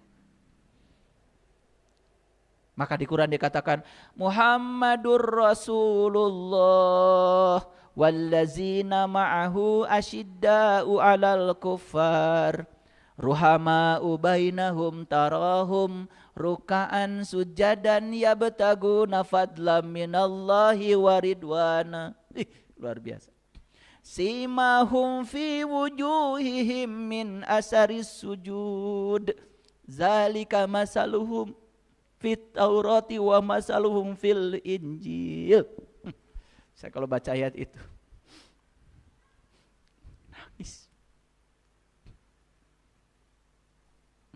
Muhammad adalah Rasulullah. Walladzina ma'hu asyidda'u 'alal kufar. Dan orang-orang yang mengikuti jejaknya beliau, asyidda'u 'alal kufar, sangat keras terhadap kufar. Apa kufar? Kufar bukan orang kafir. Sangat keras terhadap ketertutupan. Nabi Muhammad mengajarkan kalian harus terbuka pada siapapun. Bahkan Nabi mengajarkan carilah ilmu walaupun ke negeri Cina sekalipun. Kafir itu artinya tertutup, Bapak Ibu. Merasa paling benar, merasa paling soleh, merasa paling suci, tertutup pada pandangan orang lain. Itulah yang disebut dengan kufar. Coba perhatikan ketika kalian sedang berwudu.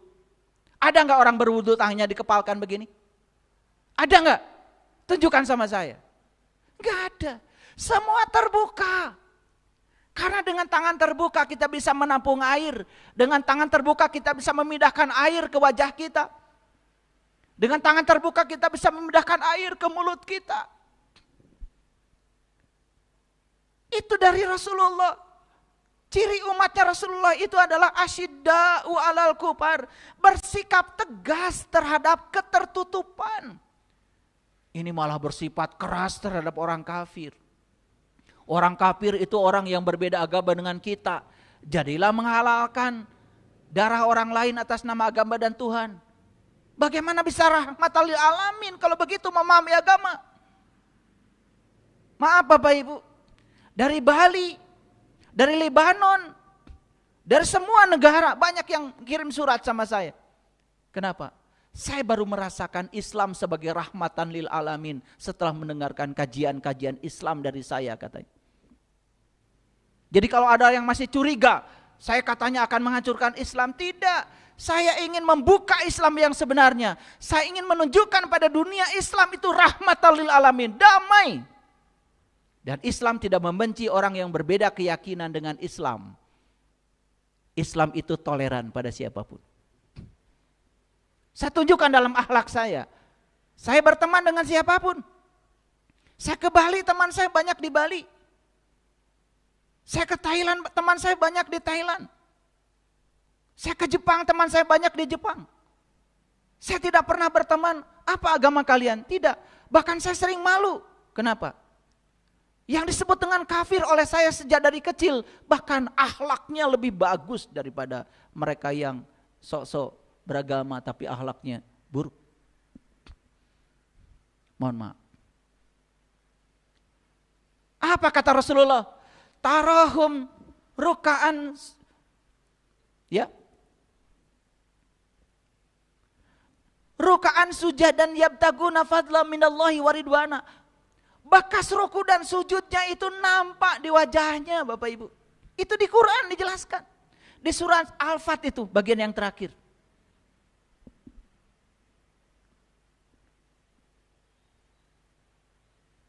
Bekas ruku dan sujudnya nampak di wajahnya. Bukan hitam.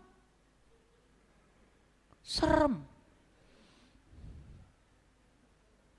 Itu kayaknya salah karpet itu. Main dijamin kalau sholat di masjid saya nggak akan hitam. Mahal. 600.000 1 meter. Jadi kenapa ada yang tanya sama saya, kenapa ayah karpetnya tebal banget? Supaya nggak hitam. Kalau hitam kan harus pakai skincare.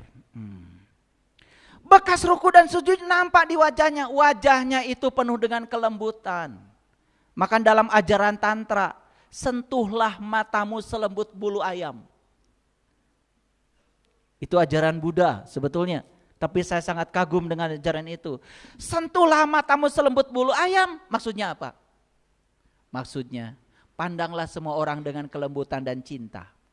Jangan mandang orang lain dengan curiga dan penuh dusta. Coba amalkan itu Bapak Ibu. Sentuh matamu selembut bulu ayam. Pandang semua orang lain dengan cinta tanpa curiga. Luar biasa. Lihat seorang istri yang memandang suaminya selalu curiga. Tidak ini. Pulangkan saja. pada ibu bapakku. Tapi yang memandang dengan kelembutan dan cinta, tidak ada curiga. Coba perhatikan, hadiahnya cinta. Udah saya sampaikan ya, di buku saya ya, yang berjudul Menciptakan Surga dalam Pernikahan. Baca buku itu. Udah saya uraikan semuanya. Bagaimana cara merumah tangga yang bagus. Itu bukan teori, hasil praktek saya dengan istri saya. Selama 35 tahun kami menikah. Praktek. Saya udah tulis semua di situ, pengalaman. Makin tua seperti ini, ya. Saya dengan istri saya satu usia, satu kelahiran, sama-sama tahun 67. Kita malah menjadi semakin saling menitipkan. Teman bicara yang asik. Saya kalau dengan istri saya di kamar tidak pernah pegang HP, ngobrol, asik. Ngobrol tentang kehidupan, ngobrol tentang anak-anak, ngobrol tentang cucu. Makanya meluangkan waktu dengan orang-orang yang kita sayangi, itu bukan kesia-siaan. Coba kalau masuk kamar, jangan pegang HP. Wah, satu sekedeng. Ya mau di kamar dua-duaan ngurus HP. Pasangan nanya gak dijawab. Orang lain nanya dari seberang sana dijawab. Kumari marane. Pegawaian teh. Rek itu wae. Lanjut ya. Apa katanya kata Quran? Fawailul lil musallin. Celaka siapa? Yang sholat. Tahu nggak jawabannya? Karena sholatnya cuma raganya saja. Ketika sholat tidak ngomongin orang, kan habis sholat. Karena cuma raganya. Kalau sholat dengan jiwanya lahir batin Bapak Ibu, itu sudah dijelaskan di Quran. Bahkan setelah sholat, dia pun tetap sholat. Dialah yang sholatnya daim. Perhatikan saya. Mau ngomongin orang? Gak boleh. Itulah sholat. Mau korupsi di kantor? Gak boleh. Bukan hak saya. Itulah sholat. Itulah sholat yang mencegah dari perbuatan keji dan munkar. Sholatnya sepanjang waktu. Setiap mau melakukan apa-apa, dia selalu ngerem. Itulah sholat. Rem sampai kamu tidak melakukan perbuatan keji dan munkar. Itulah sholat yang sebenarnya. Jujur Bapak Ibu. Jadi Bapak Ibu sholatnya sekarang ya. Sholatnya sekarang simbolnya atau hakikatnya? Yang 5 waktu itu simbolnya, latihannya, instrumennya. Tapi sholat yang sebenarnya sepanjang waktu. Yuk sekarang saya ajak Bapak Ibu. Yuk pada sholat setiap saat. Ulangi, pada sholat setiap saat. Mau berbicara yang buruk, langsung direm dari dalam. Enggak, langsung sholat. Mau memikirkan yang buruk-buruk, curiga sama orang, tidak. Langsung sholat. Nah sholat ini yang tidak kita lakukan. Sholat yang di pasar, sholat yang di kantor, sholat yang di kehidupan, yang di dapur, di ruang makan, di rumah, itu sholat yang belum dilakukan. Kita hanya terjebak di sholat formal, seolah-olah kita sudah sampai. Padahal itu baru instrumen. Tujuan akhirnya adalah mencegah perbuatan keji dan munkar. Jadi berapa waktu Bapak Ibu sholat? 5 waktu. Ketika sholat, bagus Bapak Ibu, gak ngomongin orang. Kan habis itu. Nah sekarang, mari kita bertekad, saya akan sholat sepanjang waktu. Bapak Ibu, saya sudah mempraktekkan sholat sepanjang waktu. Ada orang susah, bantu sholat.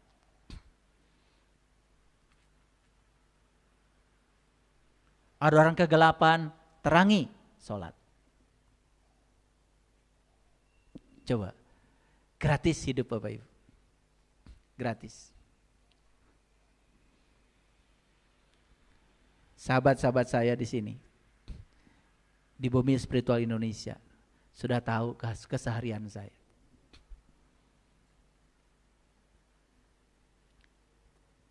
Saya baru mikir alpukat aja udah datang 1 peti. Dari dapur udah ada laporan telur habis katanya buat sarapan pagi. Gak kira-kira telur ayam kampung datangnya 3 peti. Kan gak mungkin saya makan sendiri. Betul gak? Iya, saya bagikan. Kalau telur umurnya kan pendek. Gitu. Kalau ada yang datang ke rumah saya, kenapa ya buah-buahan di rumah ayah banyak terus? Ya itulah surga. Kan katanya dipipit, ada lagi, dipipit, ada lagi. Begitu, dimakan, ada yang ngirim lagi, dimakan. Gitu maksudnya, itu surga. Nyata sekarang, bukan hayalan. Paham? Mau begitu? Pasti mau. Bereskan heula ieu. Masih pendusta agama. Bereskan dulu. Kalian mah kalau dipancing sedikit langsung pindah. Dasar pangeretan. Baru dipancing dikit langsung berubah haluan. Betul enggak? Mau begitu? Mau. Bereskan dulu ini. Ini topik kita hari ini. Kita tidak mau lagi jadi pendusta agama. Kan begitu? Betul enggak? Sholatnya tidak mau lagi cuma raga. Ingin melibatkan jiwa. Jiwanya bisa lizikri. Bisa ingat sama Allah. Satu-satunya syarat ingat sama Allah. Maka jiwa harus dikenalkan dulu sama sang pemilik jiwa itu. Itulah yang disebut dengan ma'rifatullah. Udah nyampe pesannya? Ini Quran Bapak Ibu. Nah, alladzina hum an sholatihim sahun. Nah kita ini sering memplesetkan. Sahun itu artinya lalai. Lalai itu menunda waktu sholat. Saya setuju. Menunda waktu sholat itu tidak boleh. Karena Allah harus menjadi the topmost priority. Setuju gitu. Tapi jangan menganggap kalau sudah sholat tepat waktu sudah selesai. Karena sahun yang sebenarnya adalah lupa. Catat. Sahun itu bukan lalai, lupa. Lupa pada siapa? Lupa pada Allahnya. Sepanjang sholat itu enggak ingat Allah sama sekali, lupa. Inilah yang agama hanya hidup di rumah ibadah. Tapi mati dalam kehidupan. Sudah jelas? Coba Bapak Ibu. Kalau diurut yang tadi ayatnya ya, coba. Aro'aital ladzi yukadzibu biddin, celakalah pendusta agama. Fazalikal ladzi yad'ul yatim, mereka yang menelantarkan yatim. Oh, yang menelantarkan jiwa. Bapak Ibu, kalau sudah merasa sudah tiap tahun mengasih sumbangan sama panti asuhan, itu mah biasa. Berbagi. Dan berbagi itu bukan buat orang lain. Kalau orang yang sadar kan memberi itu buat diri sendiri. Ngehargaan diri, ngehargaan maneh. Bukan buat orang. Saya bukan berarti Bapak Ibu tidak boleh ngasih makan orang yang disebut yatim, miskin. Bukan itu, bukan. Itu belum selesai. Makanya kan banyak orang yang sombong karena sudah mengundang anak yatim, karena naik pangkat, merasa sudah selesai. Bukan pendusta agama. Belum. Belum. Ada yang ditelantarkan dalam diri kita. Itu jiwa kita. Yuk kita urut. Celakalah pendusta agama. Siapa? Yaitu orang yang menelantarkan jiwa. Ya toh? Dan tidak ngasih makan pada jiwa itu. Clear? Akibatnya apa? Sholatnya jadi celaka. Kenapa? Karena sholatnya lupa. Lupa pada siapa? Lupa pada esensi sholat. Kan sholat itu jelas di Quran. Ya. Innani anallah la ilaha illa ana fa'budni wa aqimis sholata li zikri. Sholat itu li zikri, mengingat kepada Allah. Nah sepanjang sholat jujur Bapak Ibu, apa yang Bapak Ibu ingat? Sok lah, rek mana? Dan saya tuh udah tahu Bapak Ibu teh, yang ada di kepalanya tahu ya. Cuman kan saya mah tidak boleh membukakan aib orang lain. Tahu? Rek ngaku naon ge nyaho. Tapi saya juga kagum ya. Banyak orang-orang yang punya pondok pesantren, datang ke rumah saya bicara secara pribadi dulu. Ketika saya sampaikan ayat-ayat begini, meneteskan air mata. Berarti saya ya yang mesti begitu. Saya salami, kamu jujur. Kagum saya sama begitu. Kamu sudah jadi danau, kamu sudah jadi laut yang rendah, siap menerima air. Mereka yang masih seperti gunung batu, tegak, gagah, pakai topeng, merasa paling soleh, paling suci. Padahal ketika sholat juga ngawur yang diingat yang lain. Tapi gak mau jujur, selamanya sholatnya seperti itu. Orang yang berani sesat tidak akan tersesat. Tapi orang yang tidak berani tersesat selamanya tersesat. Jadi sahun itu apa artinya Bapak Ibu? Lupa pada siapa? Makin jelas atau makin tidak jelas? Oke. Sering Bapak Ibu baca ayat ini? Sering dalam sholat? Ya? Kenapa sering baca ayat ini? Tertarik ya. Tertarik karena pendeknya. Keren ya Bapak Ibu. Pokoknya keren. Alladzina hum yuraun. Ini orang ini cuma ria aja. Ingin disebut muslim, ingin disebut sudah sholat, ingin disebut ahli surga. Lihat loh. Jika perlu digosok-gosok. Ada katanya diganjal pakai batu. Wih, luar biasa. Nyeri sirah tuh. Ria itu apa? Ria itu ada dua. Ada ria nifak, ada ria adat. Ria adat melakukan sesuatu karena kebiasaan. Ria nifak lebih bahaya lagi, melakukan sesuatu karena bermuatan. Dia sholat tahajud karena bermuatan. Karena lagi ada masalah, kan gak ada masalah gak tahajud. Makanya tambah banyak masalahnya. Karena yang menarik dia tahajud kan masalah, bukan Allah. Ini pengumuman ya, yang suka tahajud karena banyak masalah. Tambah banyak masalahmu. Like attracts like. Harusnya tahajud ya karena Allah, bukan karena masalah. Ada masalah gak ada masalah, mau tahajud ya tahajud aja. Ini tahajudnya kalau ada masalah. Makanya begitu bangun tengah malam, kan malaikat langsung bangun juga. Tumben. Pasti 2 rakaat kata malaikat, betul gak? Iya. Udah gitu, doanya udah ditulis ternyata banyak sekali ya. Minta ini, minta itu kata Allah. Semakin banyak kamu minta, semakin tahu aku kata Allah. Kalau kamu tidak merasa diberi selama oleh aku. Kan disuruh bersyukur aja kan. Syukuri apa yang ada. Nikmati semua anugerah Allah. Luar biasa. Makanya syukur yang bisa melipat gandakan semuanya. Wa yamna'unal ma'un, dan enggan memberikan bantuan. Nah, Bapak Ibu perhatikan saya. Kita membantu orang di panti asuhan, membantu orang yang tidak punya beras, itu masuknya ke ayat yang kelima. Wa yamna'unal ma'un. Kita memberi bantuan pada mereka yang butuh bantuan. Belum membebaskan kita dari apa? Sebagai pendusta agama. Clear sampai sini? Ya.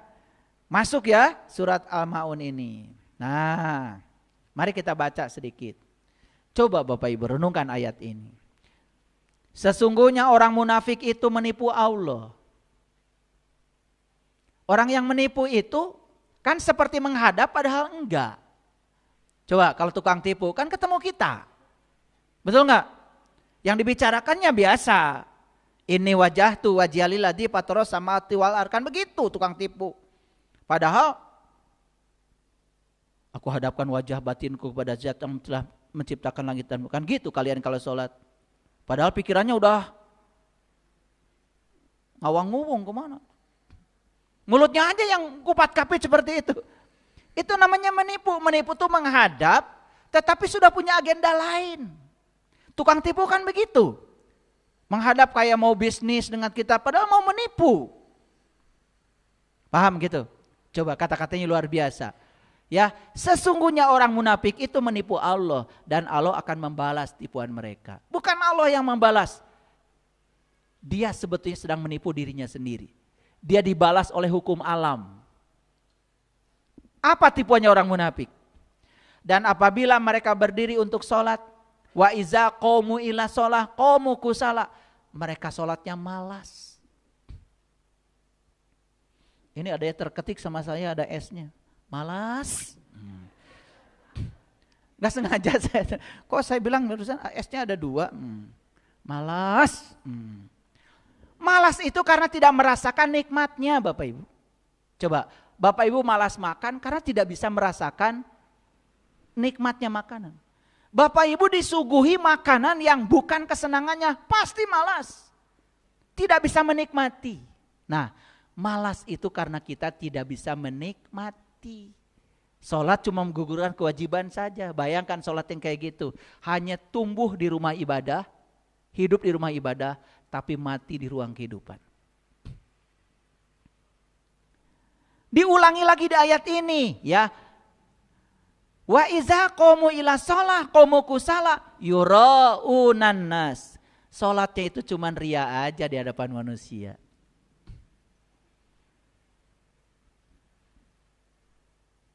Nah, ibu salat. Isin atuh tuh salat.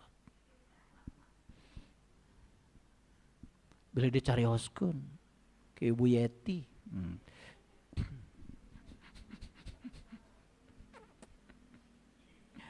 Nah, yang terakhir Bapak Ibu, perhatikan kata-kata saya. Ini kata-kata Quran. Wala yazkurunallaha illa qalila. Dan tidaklah mereka mengingat Allah kecuali sedikit sekali. Saya sampaikan ayat ini buat mereka-mereka yang sok alim,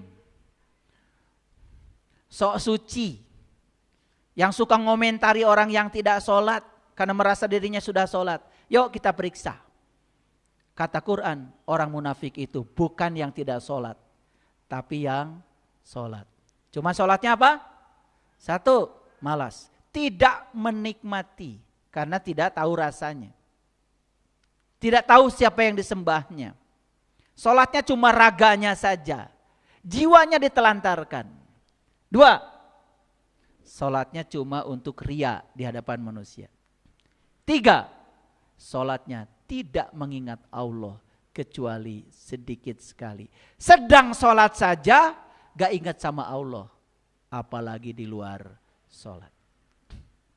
Sedang sholat saja sudah melupakan Allah. Sahun. Bapak Ibu lihat saya semua. Sholat itu bukan soal baju.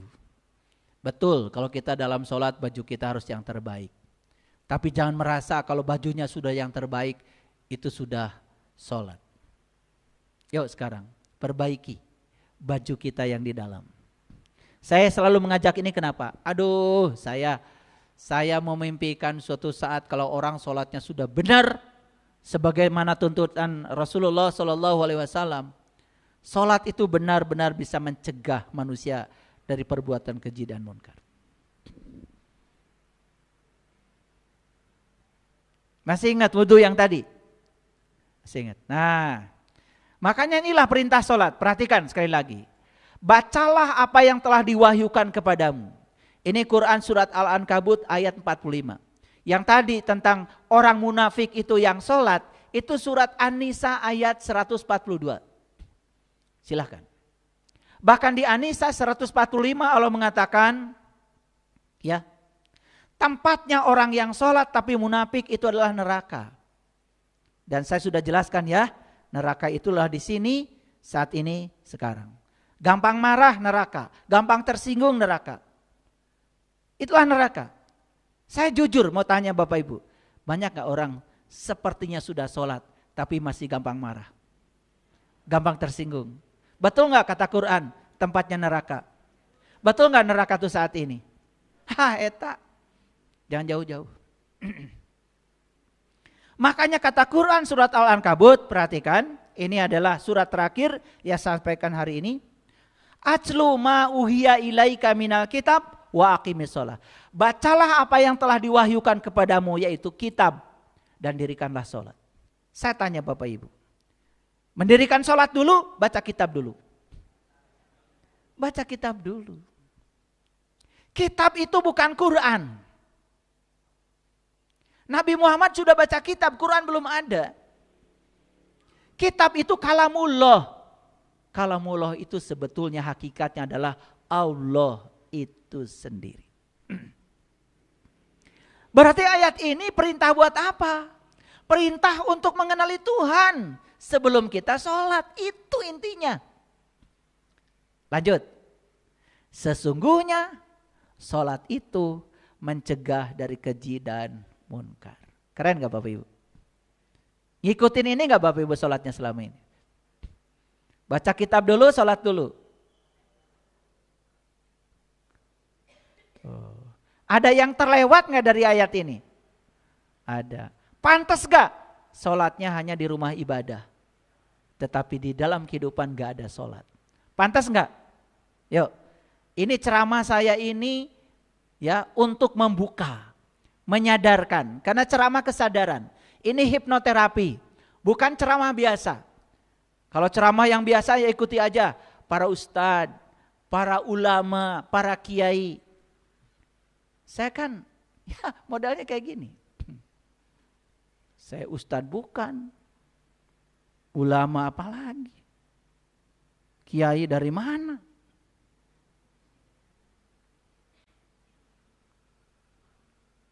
Bukan siapa-siapa ini, ya. Tapi dengarkan kata-kata saya. Ya, dengarkan kata-kata saya, Bapak Ibu. Ya, kosongkan Bapak Ibu, jujur mendengarkannya.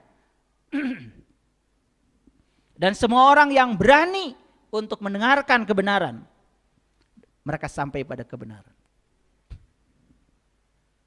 Bahkan ketika kita tidak mengejarnya, kita bisa sampai. Sekali lagi, bahkan ketika tidak mengejarnya, malahan sampai.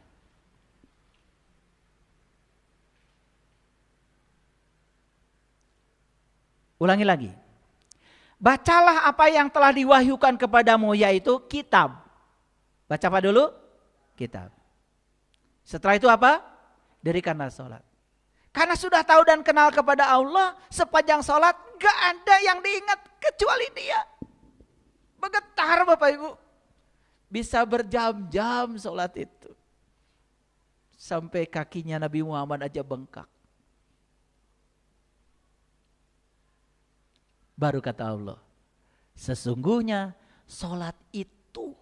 Pakai itu. Sholat yang mana? Sholat itu. Sholat yang didirikan setelah baca kitab. Mencegah dari keji dan munkar. Dan sesungguhnya kata Allah, mengingat Allah sangat besar. Wala zikrullahi akbar.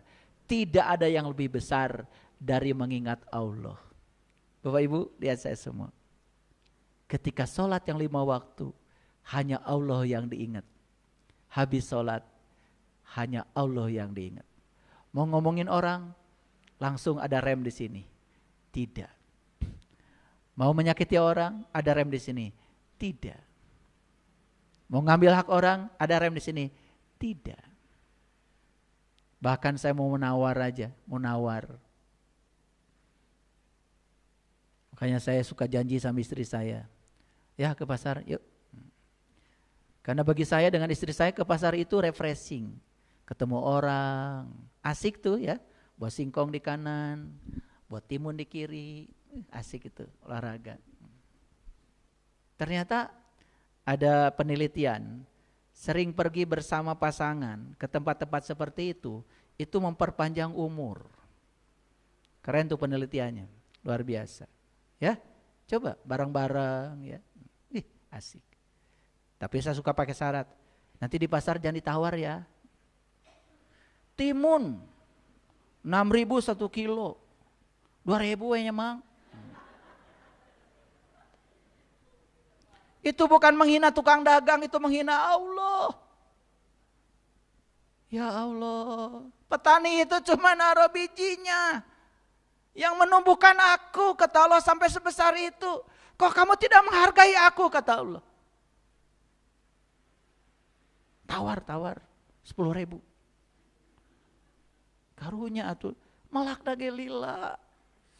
Ya Allah Bapak Ibu. Kadang-kadang kita suka tega ya kalau nawar. Coba mulai sekarang jangan nawar ya. Itu aja dulu. Syukur kalau dinaikkan harganya. Coba nanti. Praktekkan dari saya.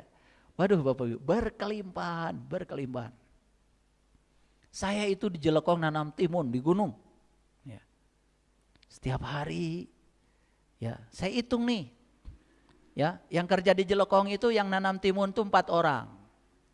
Kalau di Jelekong tuh ngabedug namanya.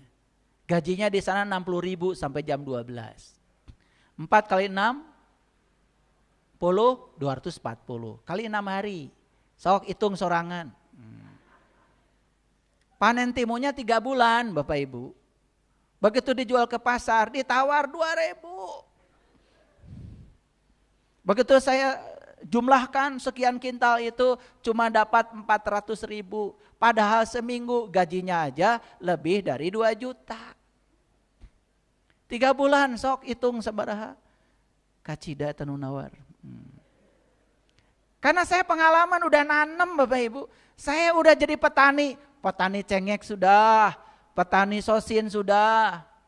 Saya tuh apa aja dikerjakan. Tetapi saya ingin memperluas wawasan. Tuh hasil pertanian juga saya bagikan. Tuh kalau yang punya rumah di Sariwangi atas. Tuh ada kebun saya banyak cabainya ambil. Perlu singkong ambil. Perlu pisang ambil. Boleh. Ada yang nunggu. Lah yang ngasih pohon pisangnya tuh Pak Haji tuh. Pak Haji Asep. Sama Bunda Cucu. Dari Cililin. Tuh Pak Haji. Yang ngasih pohon singkongnya Pak Haji, nggak beli, tancap ke nungku. Makanya saya juga tidak pernah memiliki. Saya bilang sama tukang kebun kalau ada yang minta singkong kasih, silakan. Tuh di Sariwangi, pokoknya ada kebunnya Pak Saipul, boleh. Bilang saya anggota pengajiannya, bilang aja gitu. Oke, menakjubkan gak hidup? Menakjubkan. Jadi gimana caranya supaya agama itu jangan cuma hidup di rumah ibadah.